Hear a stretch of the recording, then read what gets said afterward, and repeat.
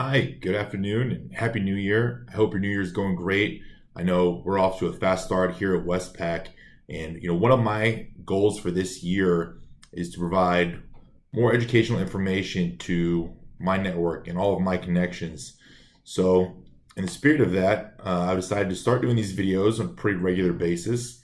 And for our first video, I want to talk to you guys about average rate of return versus real rate of return, right? Because in our industry, you hear a lot of talk about average rate of return, and people talk about what the average rate of return on the market is or what the average rate of return on a fund is.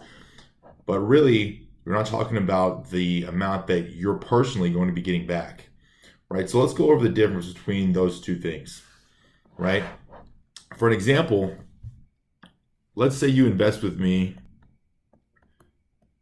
and you give me $100,000, right? And because obviously I'm the greatest advisor ever and the market's doing well, which it's not, but let's pretend it is, right? So in your first year, I get you back 100%, right? So after 1 year at 100%, now you've got $200,000, right? But the next year, the market's not doing so well. Obviously, it's not my fault, right? But let's say your money goes down 50%.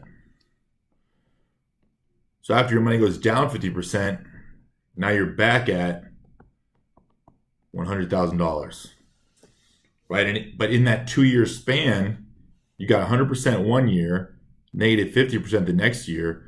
So your average rate of return is still 25%. But if your average rate of return is 25%, why do you have the same amount of money that you did when you started out 2 years ago? Right? And in reality, you would have less than this because you still owe fees